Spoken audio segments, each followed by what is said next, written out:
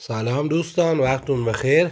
امروز میخوام با تشریح برد پکیج BN324i بوتان خدمتون باشیم. سوکتایی که میخوره رو براتون تشریح میکنیم. از یه سمت برد شروع میکنیم.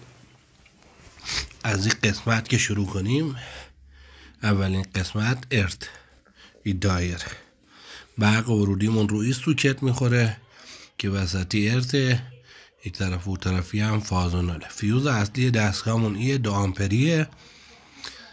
در مدلش که فندار باشه اینجا یه سوکت هست و فن به این وصل میشه. این 2 تا پایه رو من اینجا با این 2 تا خط که به هم وصلش کردم مشخص کردم. 2 تا پایه اولی شیر موتوریه، 2 تا پایه بعدی پمپ آب، 2 تا پایه بعدی شیر گاز، 2 تا پایه بعدی هم ترانس جرقه زنمون. اینجا هم رله های پمپ و شیر و اینا هست. یه سری LED هم هست که نشانگر وضعیت دستگاه هست. روی یکی اولی الکترود حسگر شعله یا همون میله ایون هست. این ترمینال کوچیکه مال ماژولیشن دستگاه هست.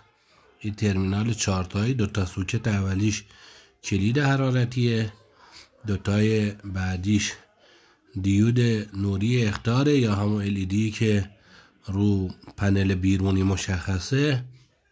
سوکت بعدی 2 تای اولیش سنسور دمای آب گرم مصرفیه، 2 تای بعدیش سنسور آب گرم شوفاژه و این سوکت بعدی 2 4 6 تا پایه داره. 2 تای اولیش کلید ایمنی هست، همون کلید حدی که رو دود کشه.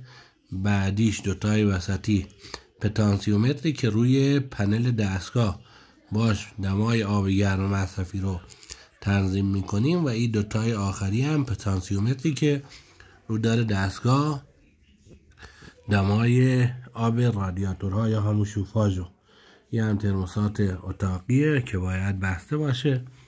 اینجا اگه فل توربین داشته باشیم این پایه رو هست که الان اینجا خالیه، فل توربین بهش وصل میشه.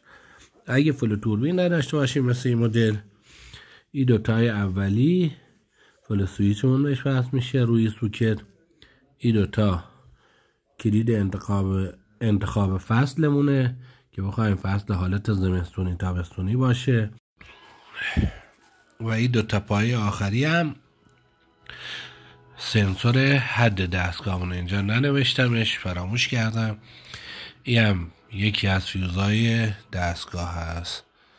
پس تشریح کامل ای برد رو خدمتون توضیح دادیم که سوکت ها مربوط به چه قسمتیه. امیدوارم که این برنامه مورد توجه شما خوبان قرار گرفته باشه. لطفا نظراتتون زیر همین پست برام کامنت کنین، پستمون رو سیو کنین، ما رو لایک کنین، ما رو به دوستانتون معرفی کنین. دوستتون دارم.